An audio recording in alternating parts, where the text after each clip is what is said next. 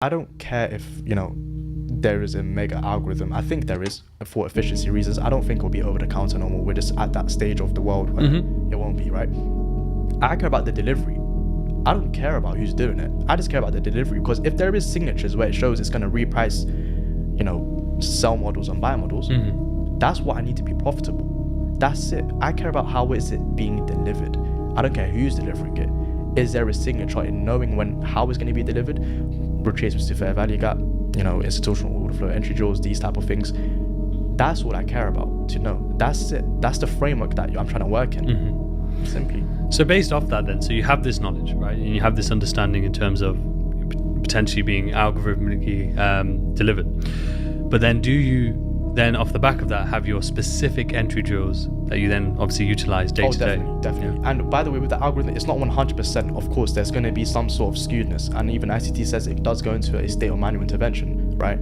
I'm just, by no means am I ICT maxi. It's just me taking from what I've studied myself. Yeah. Now, in terms of my framework, are you familiar with power of three, accumulation, manipulation? I've heard it, yeah. That's what I do every single day. So if I'm expecting a bullish day, from the opening price, I want to see accumulation beforehand in the Asian range, preferably. The accumulation can go into London. I trade New York and London close specifically. Okay. That's where that's my niche in trading, right? In New York, I'll either look for a simple continuation, or if a point of interest is hit, I'll try and frame a reversal trade.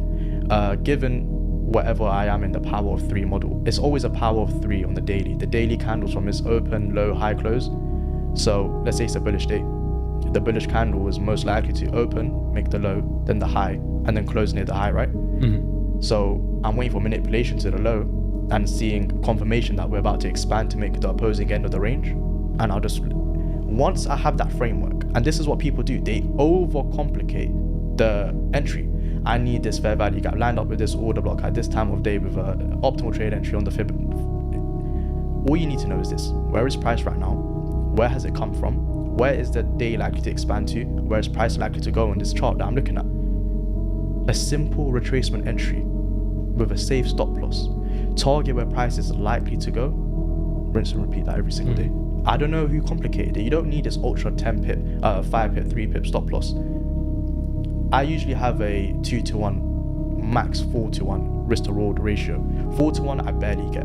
I'll usually. So rather than fixed risk to reward, it's more where does it make sense for price to go? Exactly. My take profit is in a place where price should smash, essentially, right? So it's, if I'm bullish, I'm going to put at the buy side liquidity pool, or I put at like an inefficiency, like an imbalance, right? Now, if that's a 2-to-1, I'll take a 2-to-1. If it's a 1.8-to-1, I'll take a 1.8-to-1. If it's a 5-to-1, it's a good day for me. I'm going to go and try to get the 5-to-1. I don't have a fixed R because